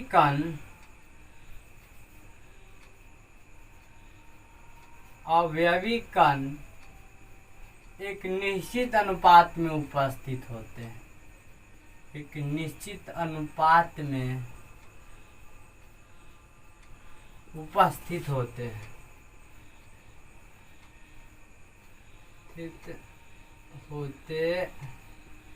हाँ, अब ये पढ़ाए थे। ठीक है, ये तो आ जाएगा आसानी से मालूम कि यौगिक में जो अवयवी कण है वह एक निश्चित अनुपात में क्या होते हैं? उपस्थित होते हैं। अभी पढ़ाए। दूसरा लिखिए, यौगिक के द्रव्यनांक एवं क्वथनांक क्वथनांक उच्च होता है,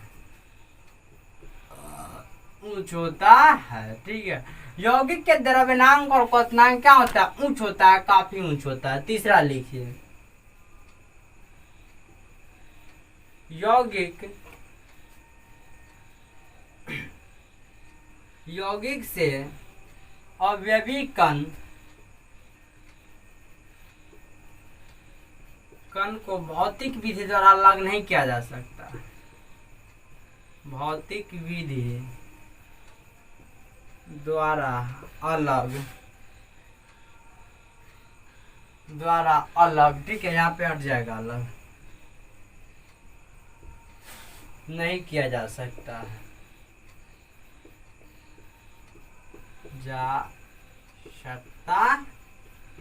तो कहिएगा कौन सा विधि है? यौगिक से अवयवी कणों को भौतिक विधि द्वारा अलग नहीं किया जा सकता है। इसे अलग करने के लिए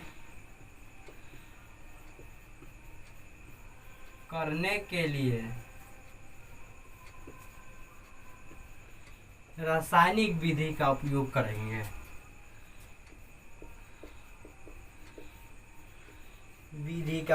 करेंगे। ठीक है, का उपयोग करेंगे। तो आप कहेगा सर रासायनिक विधि कौन कौन होगा? तो देखिए यहाँ कार्बन डाइऑक्साइड है, इसे कार्बन प्लस O2 बाहर निकालने के लिए आप किस प्रकार, आप सबसे पहले लैब में जाइएगा। लैब में अब कार्बन डाइऑक्साइड को क्या कीजिएगा, अब जो प्रोसेस के अंतर्गत विधि के दौरान इसको क्या कीजिएगा, हीट कीजिएगा, इसमें एनर्जी इन्वॉल्व कराइएगा। इसमें क्या होगा, एक रासायनिक विधि यंत्र का उपयोग करिएगा, तब कार्बन अलग होगा और ऑक्सीजन अलग होगा। दूसरा हम एग्जांपल दें, जैसे कि H2O है, यह सीधे आप निकाल सकते हैं हाइड्रोजन और ऑक्सीजन, नहीं, आपको क्या जाना पड़ेगा, सबसे पहले इसको वेपोराइज्ड करना पड़ेगा। ठीक है, तब उसके बाद यह गैसियस स्टेट में आएगा, तब हाइड्रोजन को अलग और ऑक्सीजन को अलग सेपरेट कर सकते हैं। वही लिखा है कि यौगिक से अवयवी कणों को भौतिक विधि द्वारा नहीं किया जा सकता है। इसे अलग करने के लिए रासायनिक विधि का उपयोग करेंगे। ठीक है, रासायनिक विधि का उपयोग करेंगे। ठीक है, यहाँ तक लिख लीजिए। तीसरा लिख लीजिए, सबसे पहले चौथा लिख लीजिए, यौगिक के निर्माण के दौरान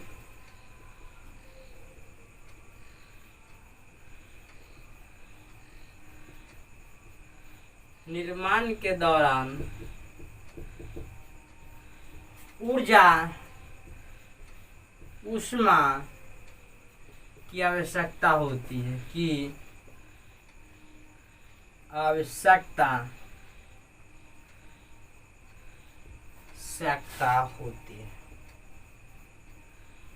होती है।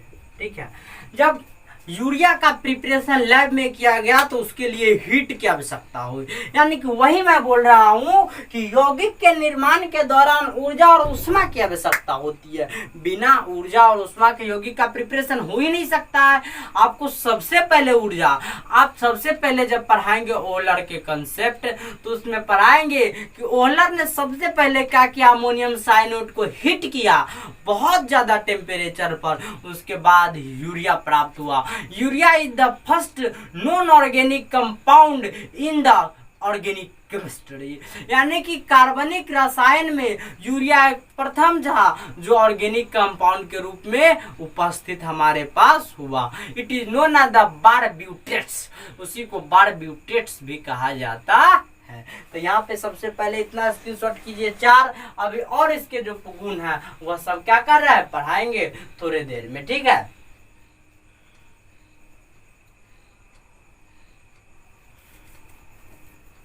अभी इसके प्रॉपर्टीज और है, 3-4 और प्रॉपर्टीज है। ठीक है, वह सब पढ़ाए रहे हैं। ठीक है,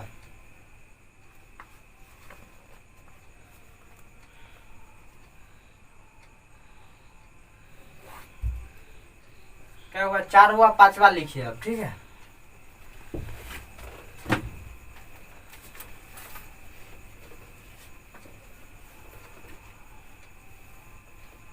पांचवा अब लिखिए। ठीक है,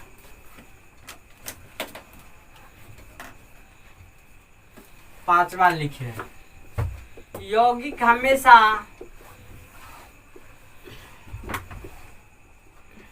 समांगी प्राकृतिक के होते हैं।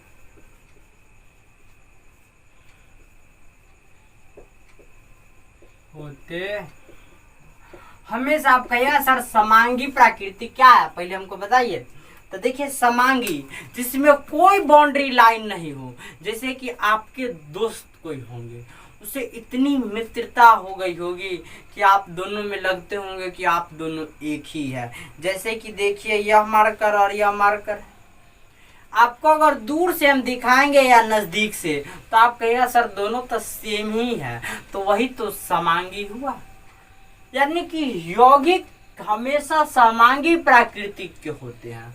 जैसे कि घुल मिले रहते एक साथ ही, ठीक है, एक साथ ही घुल मिले रहते। जैसे वायु देखिए, वायु जब उदाहरण में देखिए, उदाहरण में, ठीक है, वायु, क्या हम वायु में पहचानते हैं कि इसमें नाइट्रोजन क्या है, सीधा सांस लेते हैं कि हम कहते हैं कि हम नाइट्रोजन नहीं ले रहे हैं, नहीं कहते हैं। नाइट्रोजन है, ऑक्सीजन है, कार्बन डाइऑक्साइड है, सब गैस है, यानी कि सबको ले रहे हैं। तो सब इस प्रकार मिला है कि हमको दिखेबे नहीं करता है कि कौन है, ठीक है। तो यही ना आपको समझ में कि यौगिक हमेशा समांगी प्राकृतिक के होते हैं। अब पांचवा लिखिए यौगिक के गुण। छठा लिखिए यौगिक के गुण,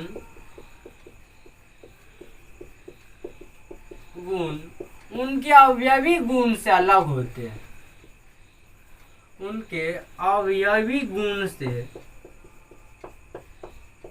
हमेशा अलग होते हैं, हमेशा अलग होते हैं।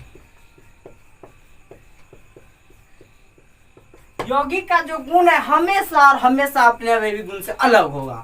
जैसे कि कार्बन प्लस ऑक्सीजन मिलकर कार्बन डाइऑक्साइड, कार्बन का गुण अलग है, ऑक्सीजन का गुण अलग है, लेकिन कार्बन डाइऑक्साइड का जो गुण है वो अलग है। कहिएगा सर जी हमरा तन का बता दीजिए। तो कार्बन डाइऑक्साइड टेस्टलेस है, ऑर्डरलेस है, कलरलेस है, ठीक है, कलरलेस है। कार्बन डाइऑक्साइड क्या है, टेस्टलेस है, ऑर्डरलेस है, और क्या है, कलरलेस है। और क्या है, तो कलरलेस भी है, ठीक है, और क्या है, तो यह कलरलेस भी है। लेकिन यह कार्बन और ऑक्सीजन देखिए, यह कार्बन अल्ट्रोट्रॉप में पाया जाता है, अल्ट्रोट्रॉप, ठीक है, अल्ट्रोट्रॉप्स यानी कि अपरूप में, अपरूप में। एक प्रॉपर्टी छूट गया, उससे कोई दिक्कत नहीं है। जैसे कि कार्बन देखिए, यह हीरा किसका है, हीरा, हीरा अपरूप किसका है, कार्बन का, और ग्रेफाइट किसका है, कार्बन का। ऑक्सीजन ऑक्साइड में उपस्थित होते हैं, लेकिन कार्बन डाइऑक्साइड इसका नेचर ही अलग ही है। यह गैस के रूप में आ गया कार्बन डाइऑक्साइड, यह पॉल्यूशन आ गया, जो भी भान से निकलता है वह कार्बन डाइऑक्साइड। ये टेम्परेचर को बढ़ाता है, लेकिन क्या कार्बन क्या पर टेम्परेचर को, ऑक्सीजन क्या है, वो हमें जीवन देता है, यह प्राणवायु है ऑक्सीजन। तो सबके गुण तो अलग अलग, वही है कि यौगिक के गुण उनके अवयवी गुण से हमेशा अलग होते हैं, ठीक। यहाँ तक आप सबसे पहले लिख लिए होइएगा। यहाँ तक आपको पूरा समझ में आ गया होगा कि यौगिक के क्या क्या गुण हैं। अब हम लिखाते हैं यौगिक के कितने प्रकार हैं, ठीक है। अब लिखिए यौगिक के कितने प्रकार हैं, या यौगिक के कितने प्रकार के होते हैं, ठीक है। यौगिक कितने प्रकार के होते हैं। आपके सर पढ़ाए होंगे, नहीं पढ़ाए होंगे या पढ़ाए होंगे कि यौगिक दो प्रकार के होते हैं, ठीक है। यौगिक दो प्रकार के होते हैं, दो प्रकार के होते हैं। एगो लिखिए कार्बनिक यौगिक,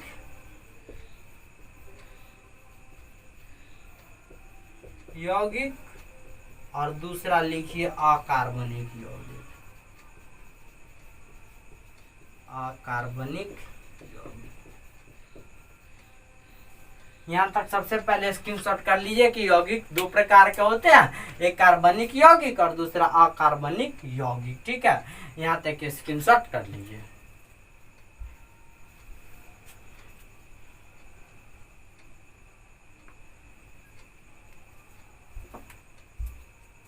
कर ली होइएगा। अब लिखिए कि कार्बनिक यौगिक क्या है, ठीक है।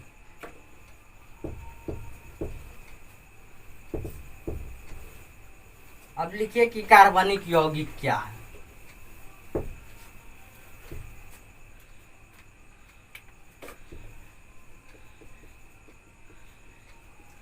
कार्बनिक यौगिक क्या है? लिखिए आंसर। वैसा यौगिक, लिखिए वैसा यौगिक जिनका निर्माण कार्बन एवं हाइड्रोजन से हुई हो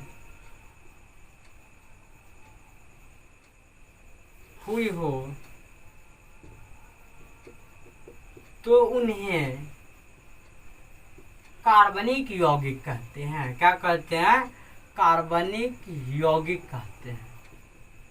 कार्बनिक यौगिक कहते हैं।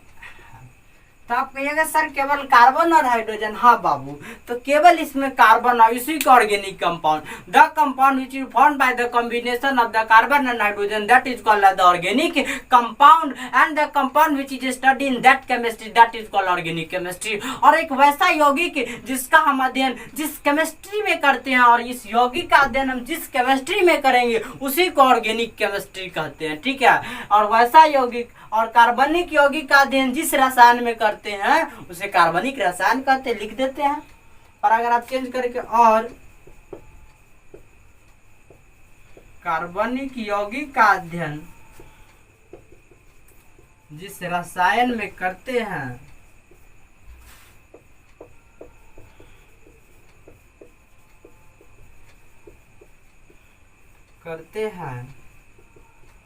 तो उन्हें कार्बनिक रसायन कहते हैं, यानी कि ऑर्गेनिक केमिस्ट्री कहते हैं।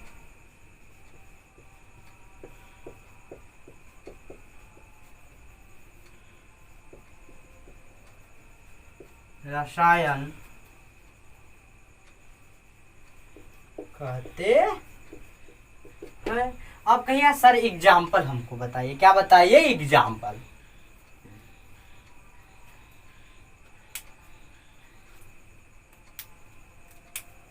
उदाहरण देखिए।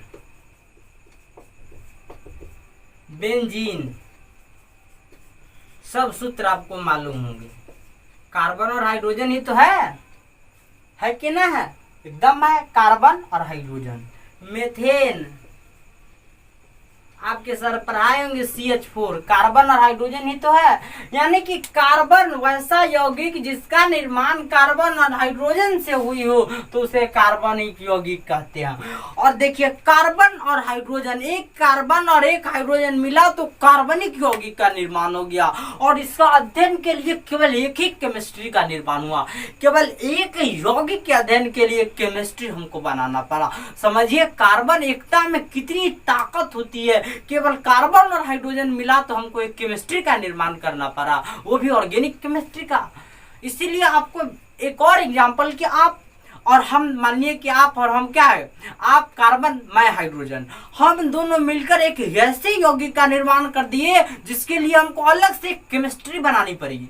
उसी प्रकार है कि हम और आप, जितना आप हमको ज्यादा सहायता कीजिएगा और हम आपको, यानी कि हम दोनों मिलकर अगर एक दूसरे को मदद कर रहे हैं तो हम दोनों क्या बनाएंगे? एक बहुत बड़ी ताकत बन जाएंगे।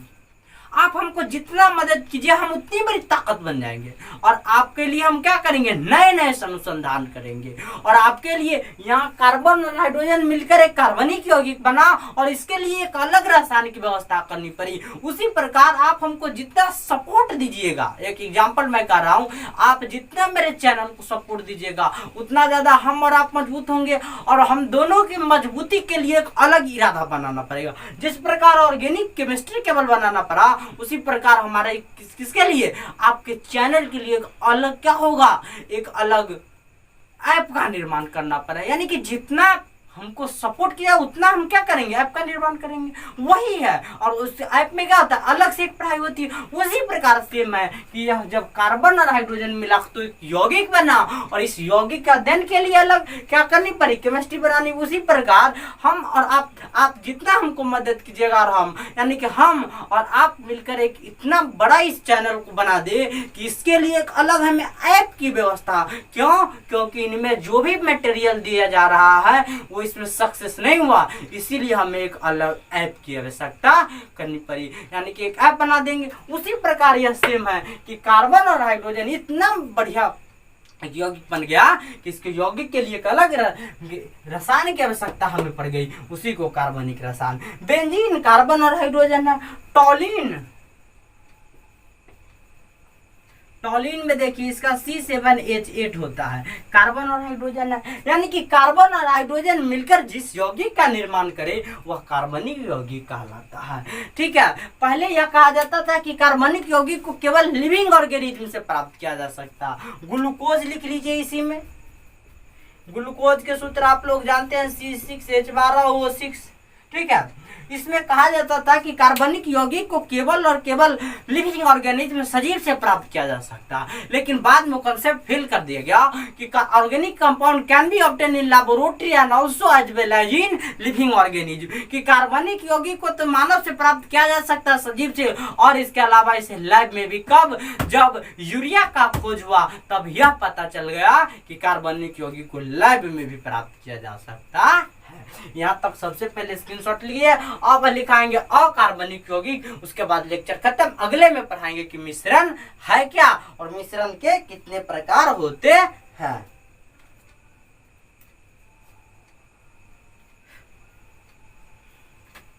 यहाँ तक स्क्रीनशॉट सबसे पहले कर लीजिए, कर लीजिएगा। ठीक है, हम सब कुछ सेम रहने देते हैं। ठीक है, यहाँ पे केवल ई चीज का हटा देते हैं, इसको रहने देंगे, यह सब मिटा देते हैं, केवल इसके आगे और लगा देंगे, मेरा सब काम हो जाएगा। ठीक है, मेरा काम बना हुआ है, केवल आपको काम बनानी है। ठीक है, यहाँ और लगा दिए तो अकार्बनिक हो गया। और वैसा यौगिक जिसका निर्माण दो या दो से अधिक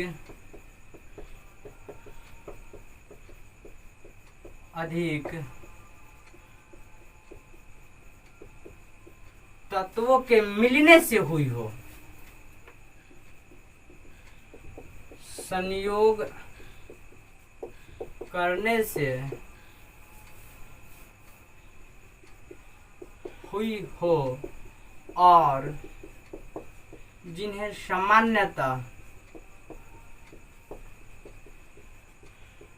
खनिज एवं अयस्क से प्राप्त किया जाता है। अयस्क से प्राप्त किया जाता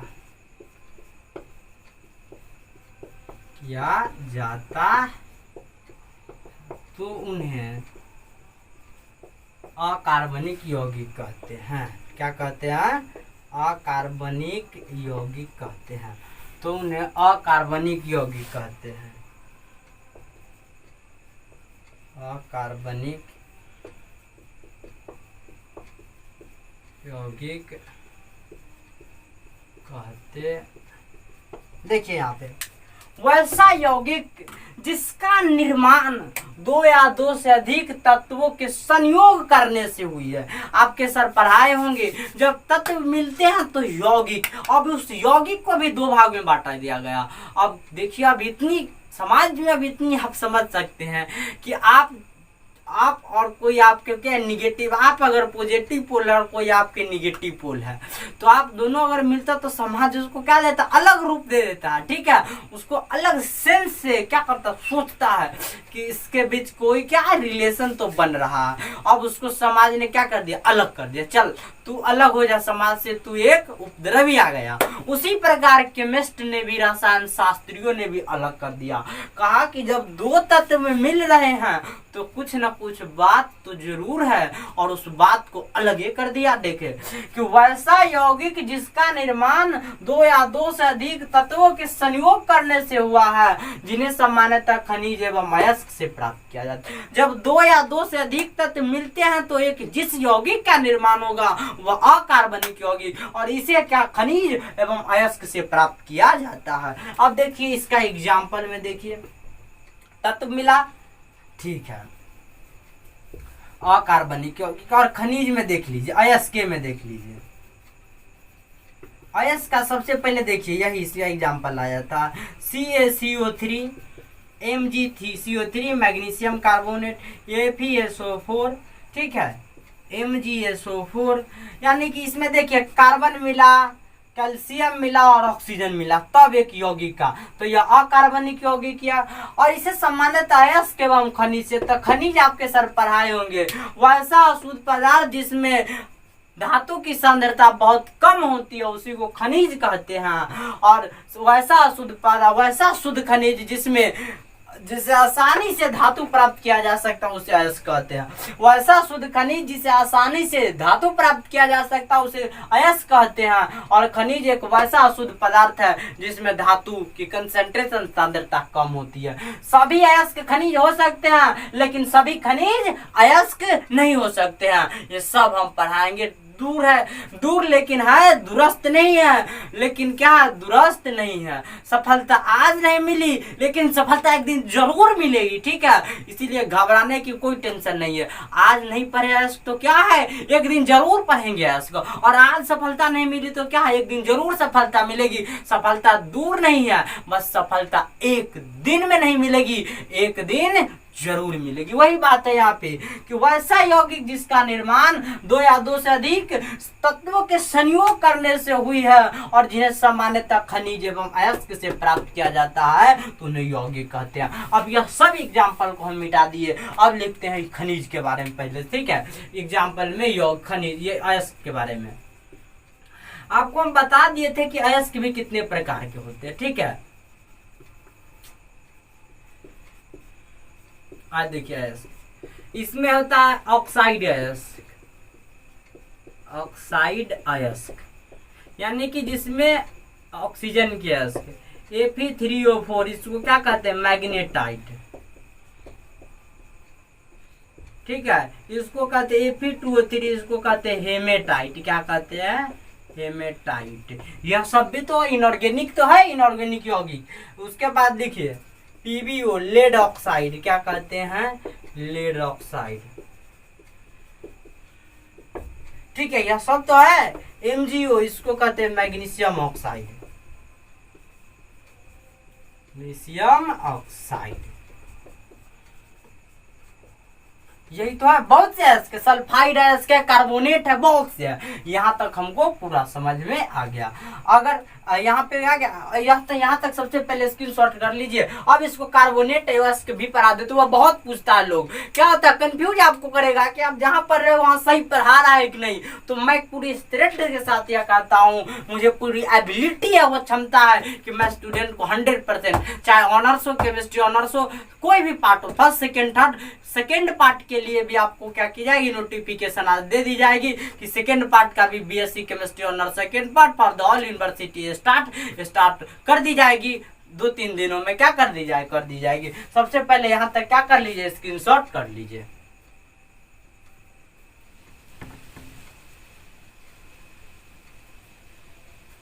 कर लिया तक स्क्रीनशॉट, ठीक। अब लिखिए अयस्क में, लिखिए अब लिखिए सल्फर क्या है, सल्फाइड अयस्क, सल्फाइड अयस्क में सल्फर के अयस्क होंगे, ठीक है, अयस्क है। पहला लिखिए सल्फर के अयस्क में FeS2, आयरन पायराइट एक कहते हैं, आयरन पायराइट। CuFeS2, इसको कहते हैं कॉपर पायराइट, कॉपर पायराइट, ठीक है। उसके बाद लिखिए PbS, इसको कहते हैं गैलिना,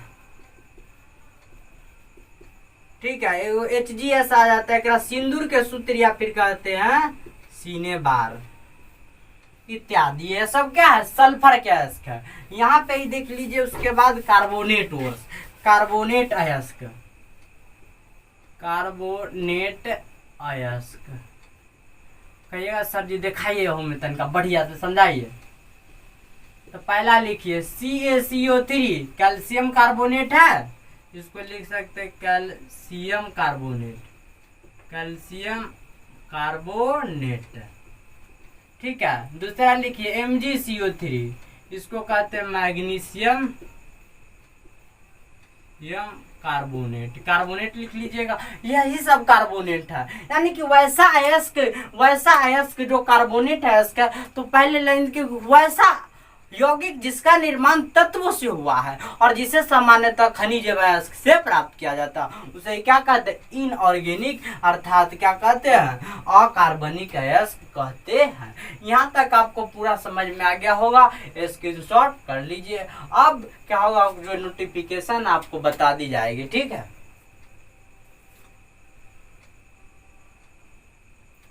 अब यहाँ तक की स्क्रीनशॉट कर लिए होइएगा और आपको 100% या मैं कहता हूँ 100% आपको समझ में आ गया होगा, क्योंकि आपने जो भी 10th पढ़ा, मैं 10th के ही लेवल से तो आपको ला रहा हूँ और मैं लेवल चेंज करता हूँ गियर धीरे धीरे, क्योंकि मैं एक वैसा एक्सप्रेस हूँ, एक वैसा रेस हूँ जो रेस हर एक के बीच नहीं पाई जाती है। हर एक लोगों के बीच ये एबिलिटी नहीं पाई जाएगी कि मैं कैसा पढ़ा रहा हूँ। मेरी जो पढ़ाने का क्षमता है वह सबसे अलग है। मैं लगातार पढ़ा सकता हूँ, कितने भी घंटे, 5-7 घंटे मैं पढ़ाया भी हूँ। जिस इंस्टीट्यूट में आप पढ़े होंगे वहाँ पे आपने देखा होगा कि मैंने किस तरह सिलेबस को ख़त्म किया। बहुत कम समय मिली, बहुत कम समय में हमने अच्छा से अच्छा क्या किया, परफॉर्म्स किया। उसके लिए हमें क्या मिला? पुरस्कार भी मिला। और वही पुरस्कार यही आपके सामने कि मैं यूट्यूब पर पढ़ा रहा हूँ, कुछ दिनों में मुझे क्या मिला? यही पुरस्कार मिला। बहुत से लोगों ने सपोर्ट किया, उनका मैं क्या करता हूँ, दिल से धन्यवाद करता हूँ। और आपको सबसे पहले यह भी धन्यवाद करता हूँ कि आपने जो भी प्यार दिया वो अच्छा एक पॉजिटिव डायरेक्शन में दिया, जो हमारी सोच को आगे ले जा रही है, हमारी जो पकड़ है, मजबूती है, पहुंच है, उसको और आप आगे ले जा रही है। और आप जितना हमें सहायता कीजिए उतना क्या होंगे, हम और आप दोनों मजबूत होंगे। और आपके लिए जितना आप हमें सहायता कीजिए उतना डेवलप होंगे हम, और उतना ही आपकी क्या करेंगे, जो भी समस्या है, सामाजिक हो, आर्थिक हो, राजनीतिक हो, और जो भी पढ़ाई लिखाई से, यानी शिक्षा, सबसे मेन मेरा पर्पस है शिक्षा में जो भी समस्या उसको हम दूर कर देंगे, ठीक है, धीरे ही धीरे सही। अब जो आप देखे होइएगा कि RRB, NTPC, RRC, group D, railway, SSC, ये सब के लिए क्या रीजनिंग चालू हो चुकी है। काउंटिंग्स ऑफ फिगर, त्रिभुजों अर्थात आकृति की गिनती, वह YouTube पर सबसे बेस्ट कॉन्सेप्ट पढ़ाया गया है। आप देख लीजिएगा, उसमें अभी तक 4 वीडियो जा चुके हैं और अच्छे टीचर को हमने सेलेक्ट किया। क्या किया हुआ वीडियो बन को, उस चैप्टर्स को क्या क्या सबसे पहले उन्हें पढ़वाया, यानी कि उन्होंने एक अच्छा कॉन्सेप्ट दिया आपको। आप देख लीजिएगा, YouTube पर सबसे बेस्ट कॉन्सेप्ट है, ठीक है। उसके बाद कल या परसों से आपको हो जाएंगे जीएस का बैच चालू, और बिहार जो एसआई दरोगा के फॉर्म भी आए हैं, उनके लिए भी मेरा प्रिपरेशन जोरों शोरों से, पर्दे के पीछे बहुत कुछ चलते हैं, ठीक है। यहाँ तो कांटेक्ट में नहीं है, पूरा हम लोग फेस में नहीं है, लेकिन आपके लिए, ठीक है, आपके लिए मैं मोटिवेशन कोट्स मारता हूँ, ठीक है। सबसे पहले देख लीजिए कि मत सोचना मेरे जान से जुदा है तू, हकीकत में मेरे दिल का खुदा है तू, ठीक है। अब मत सोचिए कि सर से हम कांटेक्ट में नहीं है, बिल्कुल हमारे कांटेक्ट में, मेरे दिल में है आप लोग, ठीक है। अगली है कि आप सिकंदर हो, सिकंदर हालात के पीछे नहीं झुकता, तारा टूट भी जाए जमीन पे नहीं गिरता, गिरते हजारों दरिया किसी समंदर में, लेकिन कोई समंदर किसी दरिया में नहीं गिरता, ठीक है। आज के लिए इतना ही दोस्त, और क्लास अच्छा हुआ है तो इसको लाइक, शेयर और सब्सक्राइब ज्यादा कीजिए ताकि डेवलप हो मेरा चैनल। आज के क्लास में इतना ही दोस्तों, अगले क्लास में मिलेंगे लेक्चर में कि मिश्रण क्या है, मिश्रण के प्रकार और यौगिक एवं मिश्रण में अंतर। आज के लिए इतना ही दोस्तों।